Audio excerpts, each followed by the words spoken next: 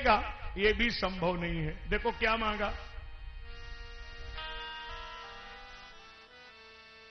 विपदा संतुरा सस्वद तत्र तत्र जगद गुरु भवतो दर्शनम यत् स्याद अपुनर्भव दर्शनम। कन्हैया, मेरे बिहारी, मेरे प्रियतम, विपदा संतुना सस्वद, एक दिन, 2 दिन, 4 दिन नहीं, जब तक मैं जीवित रहूं, मेरी श्वास चले, हमारे ऊपर विपत्ति पर विपत्ति, आपत्ति पर आपत्ति, जितना हो उतना दुख पर दुख पड़ता रहे। ए बुआ भूल गई है क्या, दुनिया सुख मांगता है, तू दुख क्यों मांग रही है? कुंती ने कहा कि मुझे पता है। क्या पता है?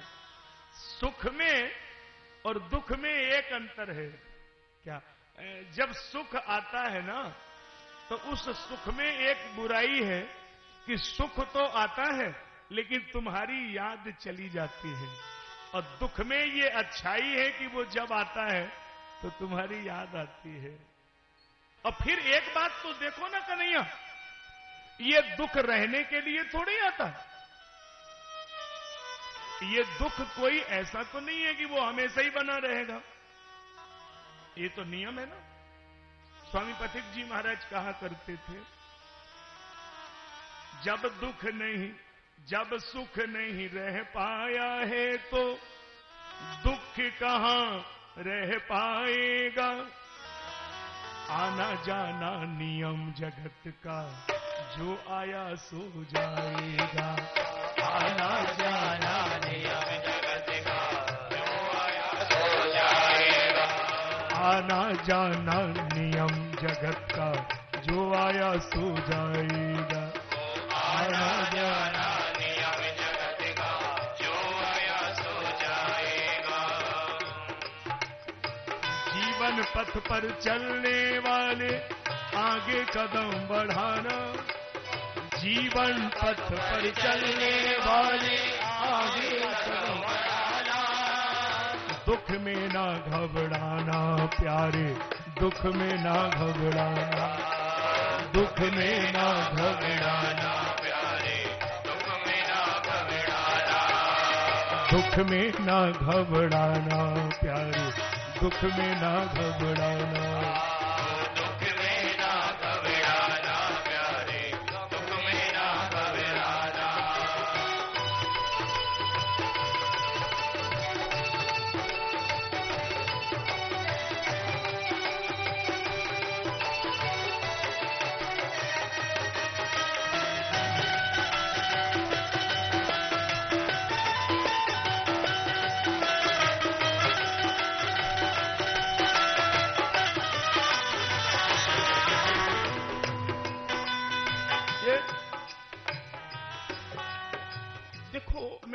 निवेदन कर रहा था, यद्यपि आज बहुत से भक्तों ने हमको ऐसा बोला है। एक सुबह सुबह फोन आया था, बालाजी धाम आप लोग जानते ही हैं, वहां भी हमारे एक भक्त रहते हैं, तो उन्होंने कहा कि गुरुजी एक भजन तो पूरा सुना दिया करो। भाई ऐसी मजबूरी होती है कि यहां बैठ करके उतने ही समय पर बहुत कुछ कहना होता है, इसलिए भजन का भाव समझ में आ जाए ये सबसे बड़ी बात है। तो भजन तो मैं वही सुना रहा हूं, बस भाव यही है, जब सुख नहीं रह पाया तो फिर दुख कहां रह पाएगा। आना जाना नियम जगत का, जो आया सो जाएगा। ये बात आप सब श्रोतागण भी बड़े भाव से समझ रहे हैं।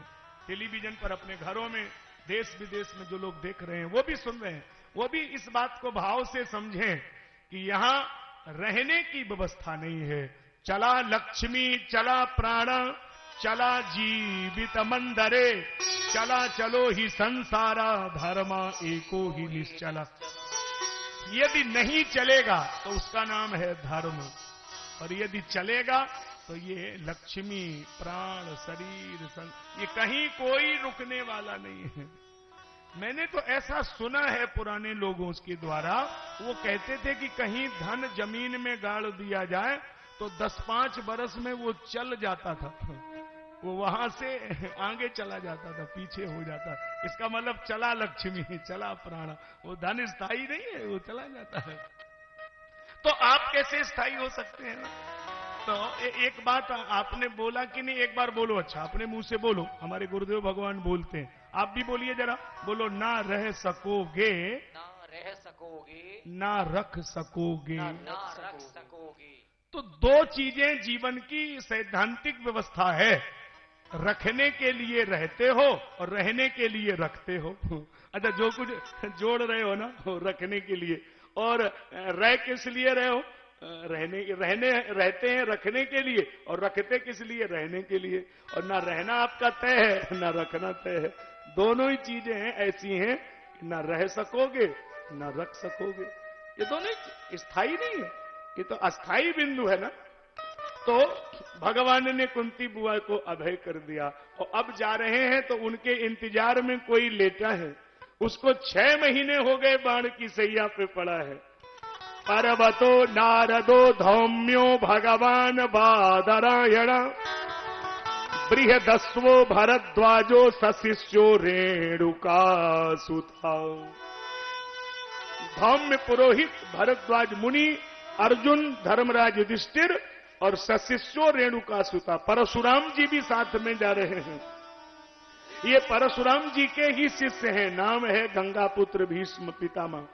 6 महीने से बाण की सैया पर पड़े हैं। बोलो महाराज, बाण जगह जगह जगह जगह बाण की सैया।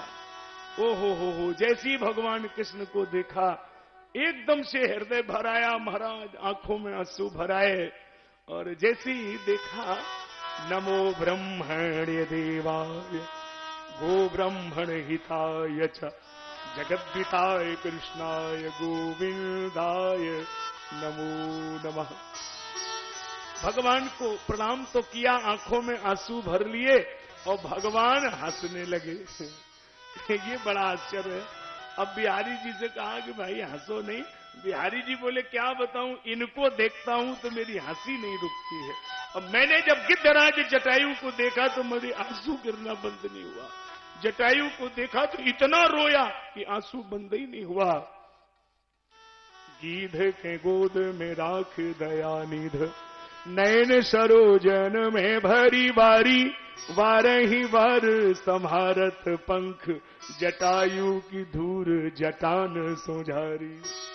मैंने अपने जटाओं से धूल झारी, बहुत रोया, और इनको देखता हूं तो मेरी हंसी नहीं रुकती है।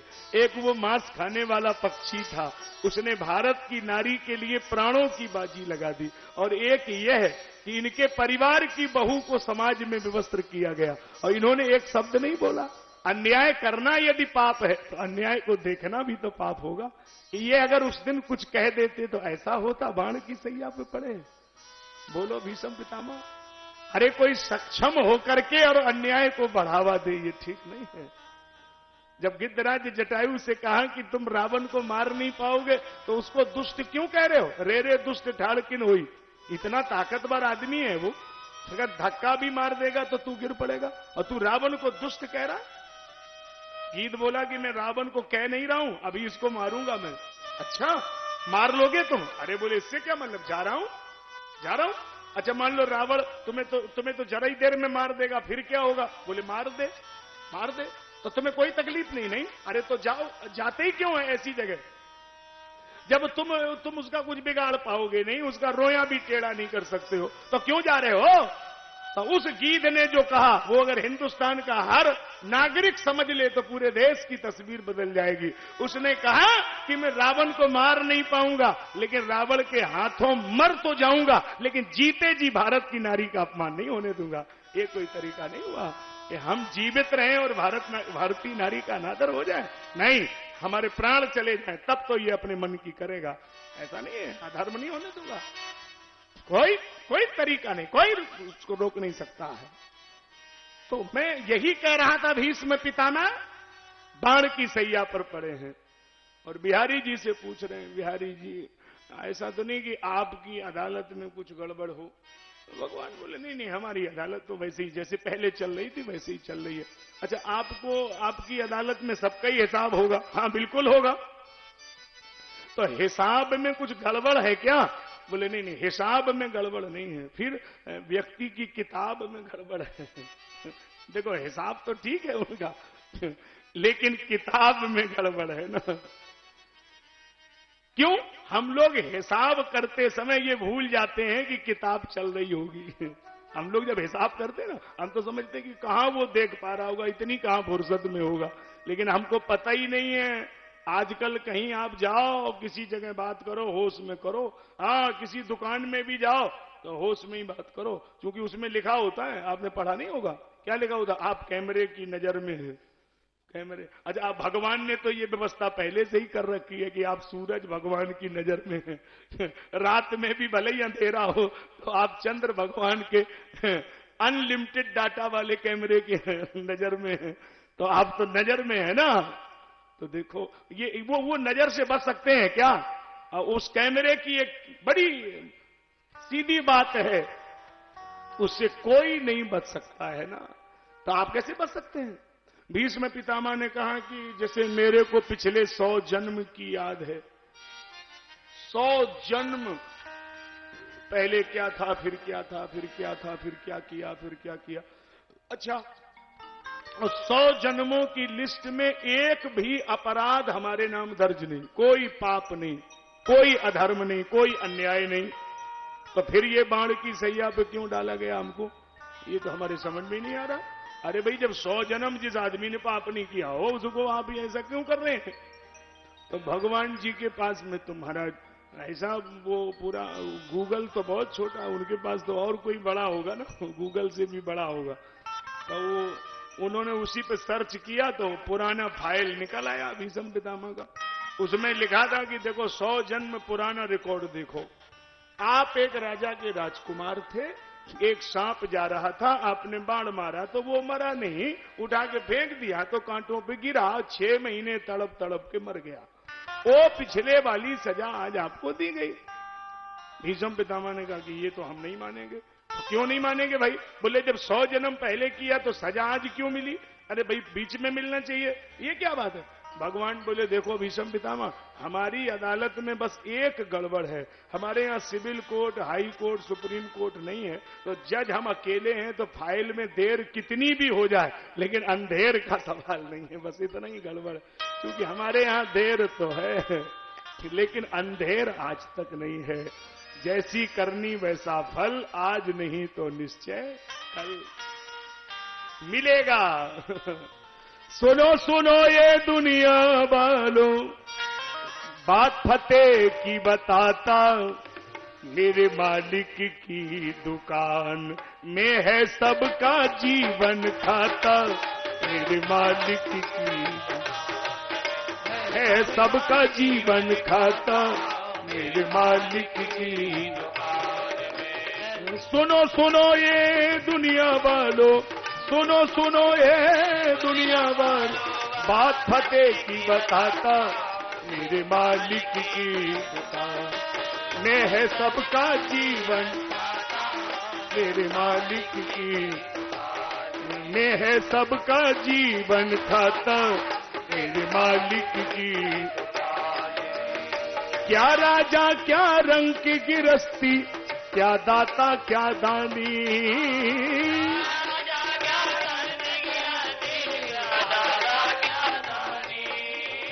क्या राजा क्या रंग की गिरस्ती, क्या दाता क्या दानी।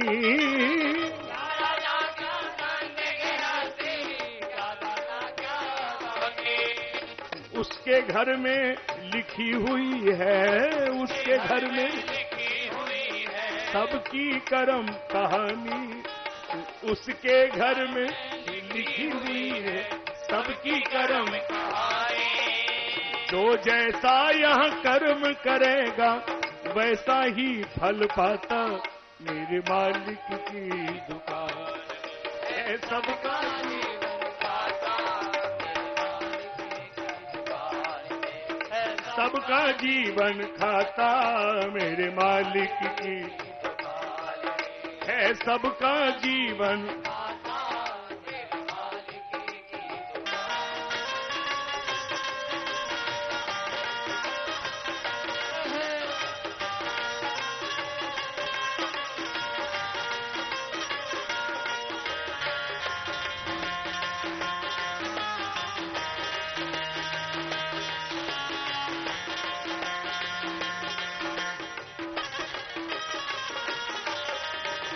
अच्छे कर्म करो इस जग में, कर्म न करियो काला।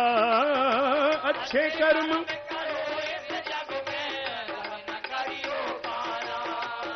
अच्छे कर्म करो इस जग में, कर्म न करियो काला।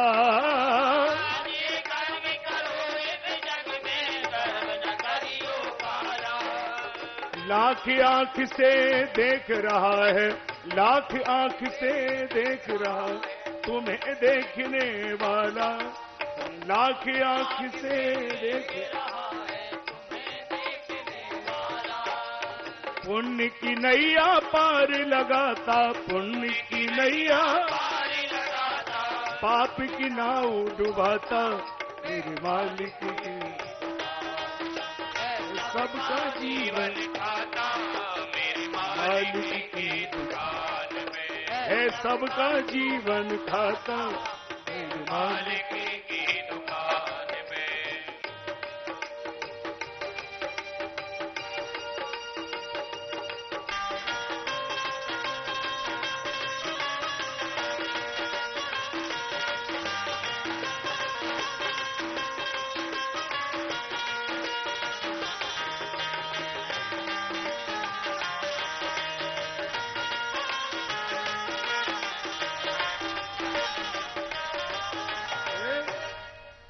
उसके यहाँ पर तो भाई तराजू लगा हुआ है, कहीं किसी के ऊपर कोई रियायत नहीं है, सबका जीवन खाता।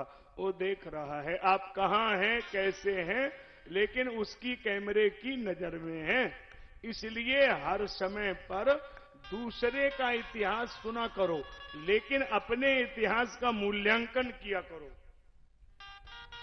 ये बात एक नई सी हम आपसे कह रहे हैं औरैया वालों। दूसरे का इतिहास इसलिए हम आपको नहीं सुना रहे कि आप सुन लो घर चले जाओ।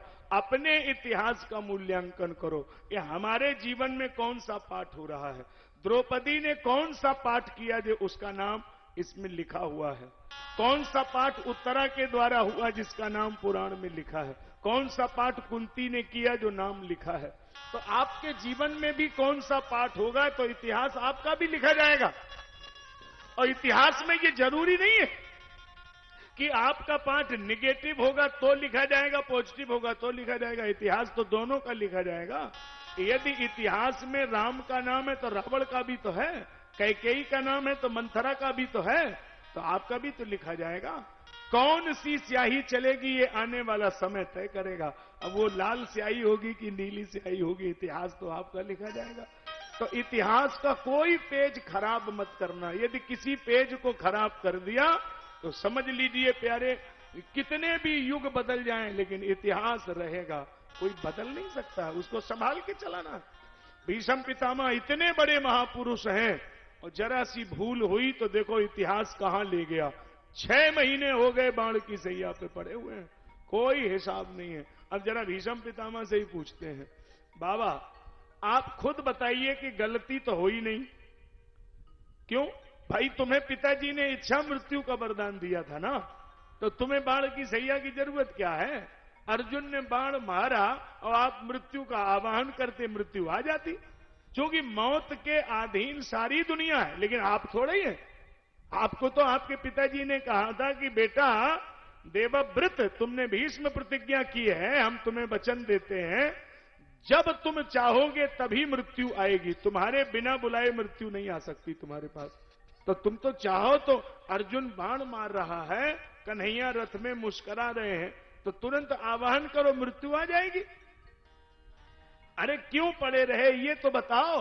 भीष्म पितामह ने कहा सीधी बात है, दुर्योधन के गलत अन्न खाने से जितना हमारे शरीर में रक्त बना है, जब तक उसका बूंद बूंद जमीन में नहीं गिरेगा तो हम शरीर नहीं छोड़ेंगे, नहीं अगले जन्म में फिर भोगना पड़ेगा। तो गलत आदमी का अगर एक दाना भी खाओगे तो समझ लो कि वो कहीं न कहीं गलत कराएगा, कहीं न कहीं अधर्म की तरफ ले जाएगा। अन्न शुद्धि मन शुद्धि, जैसा खाओगे अन्न वैसा बनेगा मन। तो वेद भगवान यही कहते हैं कि अन्न शुद्धि मन शुद्धि, पहले अन्न शुद्ध हो फिर मन शुद्ध हो। भीष्म पितामह जब नहीं बच पाए तो हम लोग कैसे बच सकते हैं? इसलिए भोजन में बहुत पवित्रता का ध्यान दो। प्रायः हम लोग यम नियम पढ़ लेते हैं और यम नियम का ध्यान नहीं देते, आसन प्राणायाम पढ़ लेते हैं। बहुत लोग आसन भी लगाते, प्राणायाम करते। तो पहले यम नियम तो हो, जब जैसा खान पान होगा, आहार व्यवहार होगा, वैसे ही तो भजन बनेगा। आहार व्यवहार खराब है तो भजन थोड़ी अच्छा बनेगा, बन ही नहीं सकता ना। इसलिए आपको पिछला भी देखना पड़ेगा। ये तुलसी बाबा तो कहते हैं कि पिछले पाप का भी हिसाब रहेगा। तुलसी पिछले पाप ते हरि चर्चा न सुहाय। ये कि किसी का पिछले जन्म का पाप जमा हो तो उसको भगवान की कथा अच्छी नहीं लगेगी। क्यों? जैसे ज्वर के बेगते भोजन की रुचि जाए। बुखार चढ़ा हो शरीर में तो भोजन की रुचि खत्म हो जाएगी। पुराना पाप अगर रहेगा तो उसको कथा वार्ता अच्छी नहीं लगेगी। कल कोई मेरे को फोन कर रहा था कि महाराज मैं तो बहुत कथा वार्ता सुनती हूं, लेकिन हमारे पति देव अगर देख लें कि टीवी में कथा आ रही है तो महाराज हमारी आफत है, बंद करो टीवी। उनको इतना कथा से एलर्जी है कि वो कहते हैं कथा प्रवचन बिल्कुल नहीं। तो ये बड़ा मुसीबत है। पिछले जन्म का पाप रहेगा तो उसको कहीं कथा अच्छी लगेगी, प्रवचन अच्छा लगेगा, नहीं लगेगा ना। ये तो महाराज अति हरि कृपा, भगवान की अत्यंत कृपा का जब अनुभव होता है। अति हरि कृपा जाही पर होई, पाँव देह यह मार्ग सोई। अत्यंत भगवान की कृपा हो तब न कोई यहां आएगा। सबका धन धर्म में नहीं लगता है, सबका भाव धर्म में नहीं लगता है। इसलिए हमने देखा कि विरोध है ज्यादातर। जिन पे धन है उन पे मन नहीं है, और जिन पे मन है उन पे धन नहीं है। शायद ही कोई कोई ऐसे हो कि जिन पे धन भी हो और फिर मन भी हो। नहीं तो जिन पे धन होता है उनका मन गड़बड़ है, और धन हो और मन भी हो। तो धन और मन दोनों हो, ये तो ऐसे ही किसी के साथ हो सकता है कि स्वयं का नाम जितेंद्र शर्मा हो और पत्नी का नाम ही सुमन हो, तो ही तो मन हो सकता है ना। नहीं तो धन होता है, मन नहीं होता है। ये जब हमारे पास आए तो हमसे इन्होंने बताया कि महाराज जी कथा आपको करनी है, हमको सुनानी है। तो हमने कहा कैसे सुनेंगे भाई, विचार तो करना पड़ेगा। तो जब नाम बताया तो हम समझ गए कि जब पत्नी का नाम ही सुमन है, सुंदर मन है, तो जब सुंदर मन होगा तो धन धर्म में लगेगा, और मन सुंदर नहीं होगा तो वो धन अधर्म में लगेगा। तो कमाना बहुत छोटी बात है, लेकिन खर्च करना ये बहुत बड़ी बात है। सब थोड़ी, सबका मन नहीं होता। बहुत कम लोग होते हैं जिनका धन भी जिन्हें भगवान देता है और मन भी देता है। ऐसे कम लोग देखने को मिलते हैं। और यह शहर में तो खैर ऐसे हजारों लोग हैं, बहुत धर्म के कार्यों में लगे रहते हैं। हमारे बड़े आत्मीय स्नेही हैं भाई शिवनाथ वर्मा जी, देखो मेरे सामने बैठे। हर मंदिर में कथा में हम प्रायः देखते रहते हैं कि महाराज कुछ करते रहते हैं। स्वामी शंकरानंद जी महाराज देखो साधु वेश में है, लेकिन अपनी आधी पेंशन तनख्वाह सब अभी भी लगाते रहते हैं। कहते हैं कि धर्म में लग जाए, और कहीं किसी के यहाँ प्रवचन करने जाएंगे तो कह देंगे कि भाई तुम पे ना हो तो हम ही दे देंगे, तुम तो कथा सुनो बस। और अपना पैसा रखते नहीं अपने पास। तो ये क्या है? इसका मतलब यही है कि देखो कहीं न कहीं जीवन में जब त्याग का भाव आएगा तो परमात्मा की कृपा का अनुभव होगा, और यदि त्याग का भाव नहीं है तो बात नहीं बनेगी। बहुत कम लोग होते हैं कि तन और मन दोनों ही लगा रहे, और ये भगवान की इच्छा है। मैं और भी सब लोगों को प्रणाम करता हूं, धन्यवाद करता हूं कि आप सबका भाव अच्छा है, प्रेम अच्छा है, कि आप इस कार्य में लगे हुए हैं, और होना भी चाहिए। परमात्मा यदि दे रहा है तो उसमें थोड़ा सा कार्य जरूर ऐसा करो। देखो हम ये जबरदस्ती नहीं कर रहे हैं, आपको ये नहीं कह रहे हैं कि आप ऐसे ही करने लगो। हमारा तो खाली मानना है कि पानी जैसे आप कहीं भरा हो पानी और आप उसी जगह पे रोक लगा दो, मट्टी डाल दो और रोक लगा दो, और फिर आप देखना वो पानी 1 इंच आगे नहीं बढ़ेगा और 2 दिन 10 दिन 15 दिन बदबू आने लगेगी। और थोड़ी आप नाली बना दो, आगे जाने दो, और फिर आप देखो कभी उसमें बदबू नहीं आएगी, बस जाता रहे, पीछे से आए जाता रहे। तो इसी तरह धन आए और जाता रहे तो ठीक है, और कहीं आपने उसको रोक दिया तो फिर वो कहीं ना कहीं वो गड़बड़ करने लगता है। तो धन हो लेकिन धनात् धर्मम तथा सुखम, धर्म से आए और धर्म पूर्वक उसका खर्च भी हो, ठीक बात है, अच्छी बात है, न रहे। तो मैं आपसे निवेदन कर रहा था, भीष्म पितामह ने राज धर्म का वर्णन किया और परिवार के धर्म का भी वर्णन किया कि देखो जब कभी किसी कुल में सपूत का जन्म होता है, सतपुत्र जन्म लेता है, कुलम पवित्रम जननी कृतार्था वसुंधरा सा वसती सधन्या, जहां पर महाराज कोई सुपुत्र जन्म लेता है तो उसके पुण्य अलग ही दिखाई पड़ते हैं। और देखो उस पुण्य से जो अर्जित पूंजी होती है वो सदा रहती है। तुम्हारे परिवार में जो सबसे ज्यादा गड़बड़ हुआ भीष्म पितामह, वो जानते हो? वो ये हुआ कि तुम्हारे परिवार में एक बहू आ गई और वो पूरे महाभारत की जड़ बन गई। उसका नाम था गांधारी। इसने कोई पत्नी का रोल नहीं निभाया। बताओ आपने कभी देखा इसका चरित्र? बताओ, ये कोई पत्नी का चरित्र निभा रही है? कोई हमसे कह रहा था बताओ पति को इतना प्रेम करती थी और पति अंधे थे तो उसने भी आंख में पट्टी बांध ली। तो हमने कहा ये प्रेम हुआ? प्रेम हुआ कि ये विरोध हुआ? अरे भगवान ने तुम्हारे पति को अंधा किया, तुम्हें पट्टी बांधने की जरूरत क्या है? पति पत्नी तो जीवन की गाड़ी के 2 पहिए हैं, एक पहिया गड़बड़ होगा तो दूसरा क्या करेगा कि अपने आप ही उसको तोड़ के खत्म कर दिया जाए। अरे एक तो सही रहना चाहिए था। तुम्हारे पति ने नहीं देखा, अच्छी बात है, तुम तो देखना चाहिए, तुम्हें देख करके रिपोर्टिंग करनी चाहिए। गांधारी की जो रिपोर्टिंग थी वो गड़बड़ हुई।